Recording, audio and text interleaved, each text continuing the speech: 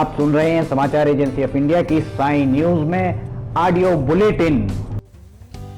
नमस्कार, आप सुन रहे हैं समाचार एजेंसी ऑफ इंडिया में शुक्रवार 7 अगस्त 2020 का प्रादेशिक ऑडियो बुलेटिन। अब आप रीना सिंह से समाचार सुनिए।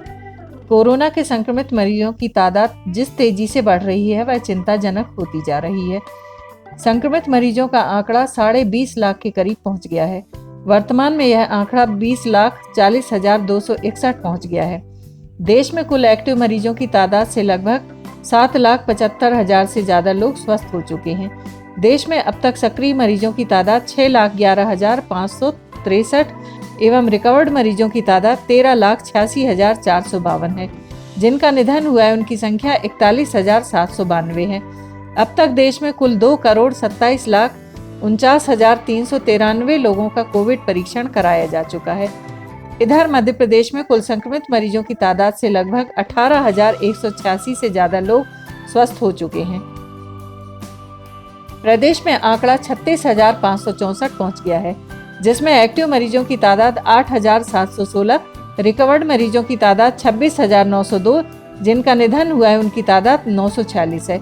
प्रदेश में अब तक 8,50,000 से ज्यादा लोगों का टेस्ट कराया जा चुका है।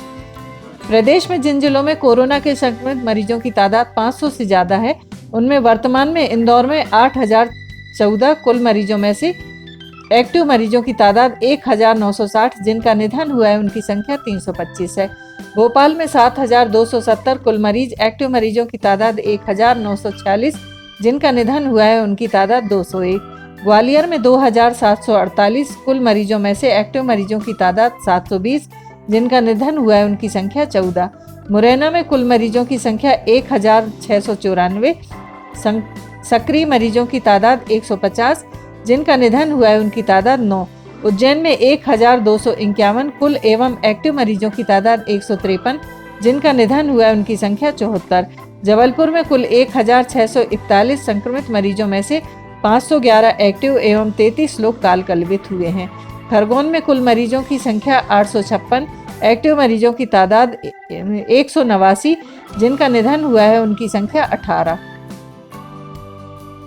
बड़वानी में कुल 829 में से एक्टिव मरीजों की तादाद 343, जिनका निधन हुआ है उनकी संख्या 8। नीमच में कुल मरीजों की संख्या 793, एक्टिव मरीजों की तादाद 135 व जिनका निधन हुआ है उनकी तादाद 9। सागर में 736 कुल एवं एक्टिव 133, जिनका निधन हुआ है उनकी संख्या 35।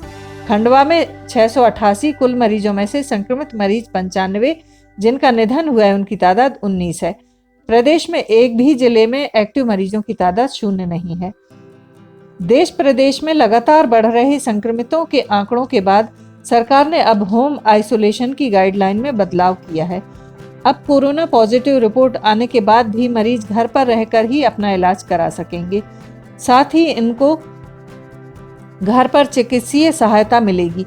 केंद्रीय स्वास्थ्य मंत्रालय द्वारा लक्षण रहित कोविड-19 के पॉजिटिव मामलों को भी होम आइसोलेशन के विकल्प दिए जाने के निर्देश दिए गए हैं।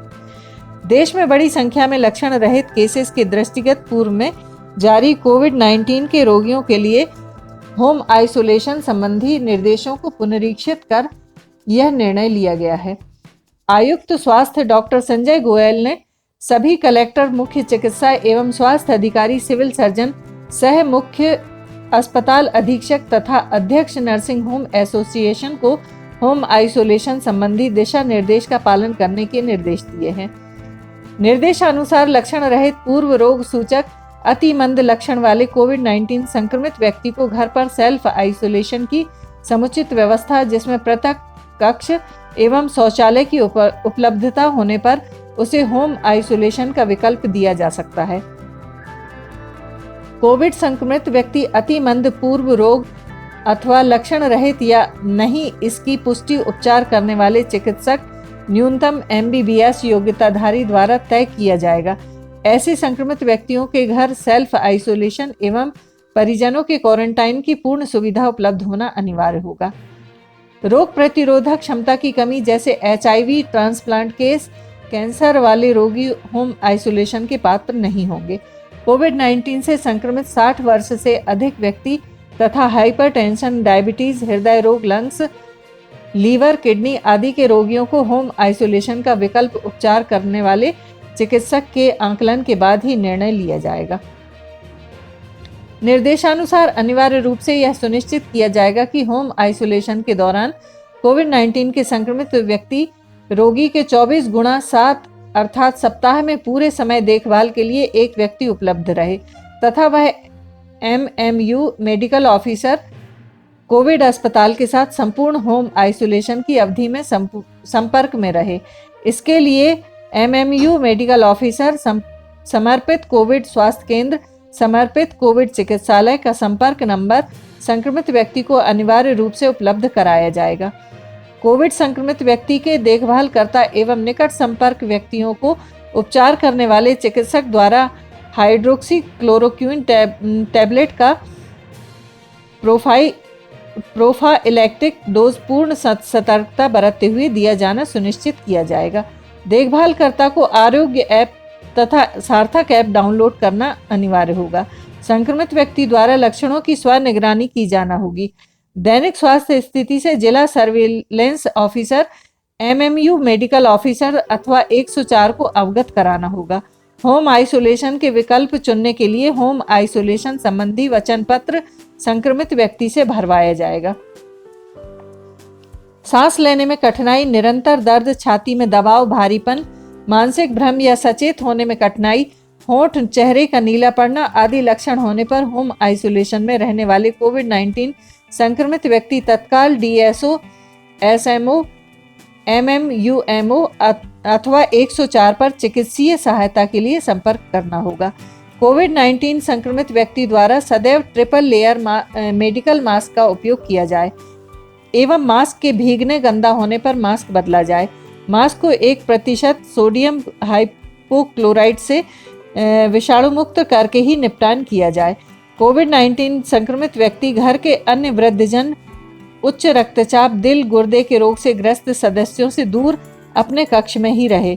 होम आइसोलेशन के दौरान संक्रमित व्यक्ति द्वारा समुचित आराम किया जाए एवं पर्याप्त पेय पदार्थों व संतुलित आहार का सेवन किया जाए। खांसते छींकते समय मुंह को टिश्यू, रुमाल, तौलिया, दुपट्टा, गमछा आदि से ढांका जाए तथा हाथों को साबुन पानी से बार बार धोया जाए।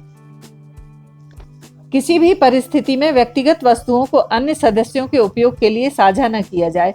औषधियों के सेवन के लिए चिकित्सीय परामर्श का अनुपालन किया जाए। कोविड-19 के लक्षणों के संबंध में स्वयं निगरानी की जाए व लक्षण उत्पन्न होने पर सार्थक ऐप पर प्रतिवेदन एवं नियत सर्विलेंस चिकित्सा अधिकारी को तत्काल सूचित किया जाए। संपर्क में आने वाले सतहों, टेबल, दरवाजे के हैंडल, लाइट, बटन, मोबाइल आदि की विषाणु मुक्ति 1% सोडियम हाइपोक्लोराइड से नियमित रूप से साफ किया जाए। कोविड-19 केस के देखभालकर्ता द्वारा सदैव संक्रमित व्यक्ति के कक्ष में उपस्थिति के दौरान ट्रिपल लेयर मेडिकल मास्क का उपयोग किया जाए। मास्क मुंह व चेहरे को छूने से बचा जाए तथा मास्क के भीगने या गंदा हो जाने पर तत्काल बदला जाए। संक्रमित व्यक्ति के संपर्क में आने अथवा उपयोग की हुई सतहों के संपर्क में आने पर साबुन पानी से हाथ धोया जाए।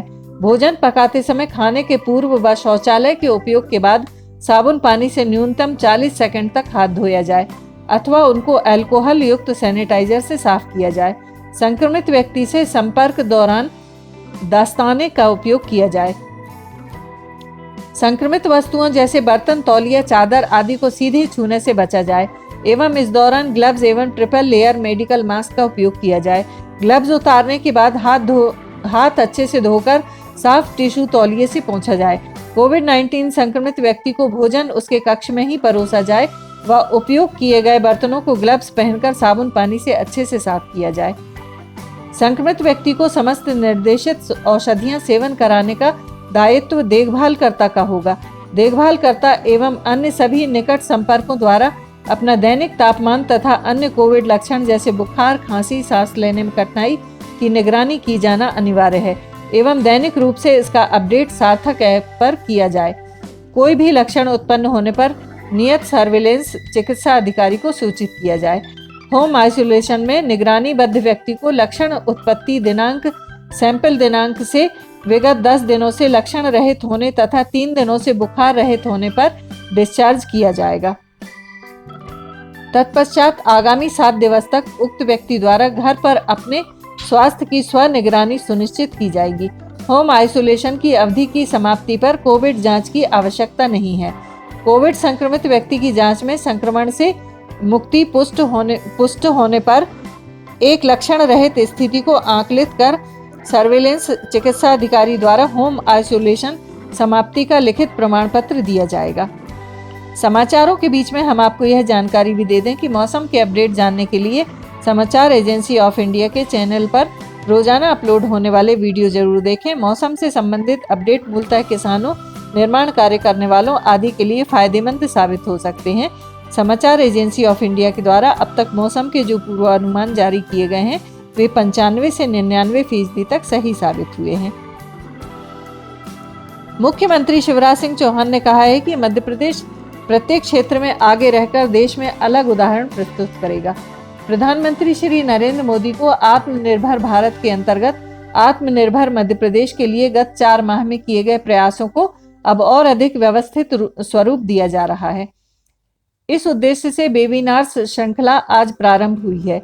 आने वाले 3 वर्ष में मध्य प्रदेश को आत्मनिर्भर बनाने के लिए एक बेहतर रोड मैप की आवश्यकता है, जो वेबिनार्स में विद्वानों से प्राप्त सुझाव और मंथन के फलस्वरूप तैयार होगा। इसी सप्ताह इस रोड मैप की खूबियों से प्रदेश की जनता को अवगत करवाया जाएगा। स्वतंत्रता दिवस पर आमजन आत्मनिर्भर मध्य प्रदेश के लिए तैयार की गई विस्तृत रणनीति को जान सकेंगे। हम अपने संकल्प से 3 साल में आत्मनिर्भर मध्य प्रदेश का लक्ष्य हासिल कर लेंगे। प्रदेश में त्रिस्तरीय योजना बनाकर आत्मनिर्भर मध्य प्रदेश की लक्ष्य प्राप्ति की जाएगी। मुख्यमंत्री श्री चौहान आज आत्मनिर्भर मध्य प्रदेश के लिए प्रदेश के विकास का रोड मैप बनाने के लिए प्रथम वेबिनार का शुभारंभ कर रहे थे। गृह मंत्री नरोत्तम मिश्रा ने कोरोना ब्रीफिंग में कहा कि पहले प्रदेश में कई जिले ऐसे थे जहां पर शनिवार और रविवार को बंद रहता था, लेकिन आज की बैठक में फैसला लिया गया है कि अब सिर्फ रविवार को ही बंद रहेगा। प्रदेश में बाजार रात 8 बजे तक खुले रहते थे, अब होटल और रेस्टोरेंट रात 10 बजे तक खुले रहेंगे। प्रदेश में नाइट कर्फ्यू रात 10 बजे से लेकर सुबह 5 बजे तक रहेगा। कांग्रेस विधायक लक्ष्मण सिंह ने एक बार फिर अपनी ही पार्टी पर निशाना साधते हुए कहा है कि राम भक्ति दिखाने और शुद्धिकरण से कुछ नहीं होगा, ऐसा करके हम अपना ही नुकसान करेंगे। पार्टी को इन मुद्दों से दूर रहकर बुनियादी मुद्दों पर चुनाव लड़ना चाहिए। बड़वानी में सिख बंधुओं की पुलिस के बेरहमी से पिटाई करने के मामले में सीताराम भटनागर और हेड कांस्टेबल मोहन जामरे को निलंबित कर दिया गया है। घटना का वीडियो सोशल मीडिया पर वायरल होने के बाद खुद सीएम शिवराज सिंह चौहान ने इस घटना की निंदा की है। दोनों पुलिसकर्मियों को निलंबित करने के साथ ही इंदौर आईजी को मामले की जांच के निर्देश दिए हैं। सिख बंधुओं के साथ खाकी की बर्बरता का वीडियो वायरल होने के बाद सीएम शिवराज सिंह चौहान ने ट्वीट कर लिखा कि बड़वानी में सहायक उप निरीक्षक सीताराम भटनागर और प्रधान आरक्षक मोहन जामरे को सिख बंधुओं के साथ किए गए अमानवीय व्यवहार के लिए तुरंत निलंबित किया गया है। सिखों के साथ ऐसी बर्बरता किसी भी हाल में बर्दाश्त नहीं की जाएगी। मामले की जांच इंदौर आईजी द्वारा की जाएगी। इनके विरुद्ध कड़ी से कड़ी कार्रवाई होगी। बता दें कि बड़वानी में ज्ञानी प्रेम सिंह ग्रंथी और अन्य सिखों की पुलिस कर्मियों ने बड़ी ही बेरहमी से पिटाई की थी, जिसका वीडियो सोशल मीडिया पर जमकर वायरल हो रहा है। मध्य प्रदेश के पीएचई मंत्री ऐंदल सिंह कंसाना ने दावा किया है कि कांग्रेस के कई विधायक अब भी बीजेपी के संपर्क में हैं। उन्होंने विधायकों के नाम बताने से इनकार कर दिया, लेकिन कांग्रेस की टेंशन जरूर बढ़ा दी। कंसाना ने कहा है कि बीजेपी से संपर्क कर रहे कांग्रेस विधायकों के नाम नहीं लेंगे, क्योंकि इससे उन पर दबाव बढ़ सकता है। 9 अगस्त को कृष्ण पक्ष की अष्टमी तिथि को श्री कृष्ण के बड़े भाई बलराम का जन्मोत्सव मनाया जाएगा। बलराम को शेषनाग का अवतार माना जाता है। भगवान विष्णु के अधिकांश अवतारों में शेषनाग किसी न किसी रूप में उनके साथ अवतरित हुए हैं। ज्योतिषाचार्यों के अनुसार भगवान बलराम का प्रधान शस्त्र हल तथा मूसल है। हल धारण करने के कारण भी बलराम जी को हलधर नाम से भी जाना जाता है। भगवान बलराम माता देवकी और वासुदेव की 7वीं संतान है। यह पर्व श्रावण पूर्णिमा के 6 दिन बाद विभिन्न नामों के साथ इसे चंद्र षष्ठी, बलदेव छठ, रंधन षष्ठी कहते हैं। इस साल बलराम जी का जन्मोत्सव 9 अगस्त को मनाया जाएगा। इस दिन महिलाएं संतान प्राप्ति अथवा संतान की रक्षा के लिए व्रत रखती हैं। षष्ठी का पर्व 9 अगस्त को सुबह 4:18 से प्रारंभ होकर 10 अगस्त की सुबह 6:42 तक रहेगा। आप सुन रहे थे रीना सिंह से समाचार एजेंसी ऑफ इंडिया में शुक्रवार 7 अगस्त का प्रादेशिक ऑडियो बुलेटिन। शनिवार 8 अगस्त को ऑडियो बुलेटिन का अवकाश रहेगा, इसलिए रविवार 9 अगस्त को एक बार फिर हम ऑडियो बुलेटिन लेकर हाजिर होंगे। अगर आपको यह ऑडियो बुलेटिन पसंद आ रहे हो तो आप इन्हें लाइक, शेयर और सब्सक्राइब जरूर करें। फिलहाल इजाजत लेते हैं, नमस्कार। आइए हम आपको बताते हैं समाचार एजेंसी ऑफ इंडिया के चैनल को आपको किस तरह सब्सक्राइब करना है।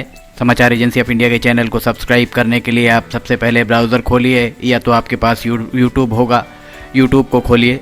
यूट्यूब में आप सर्च करिए, सर्च बटन पर टाइप कीजिए LIMTY स्पेस दीजिए KHARE।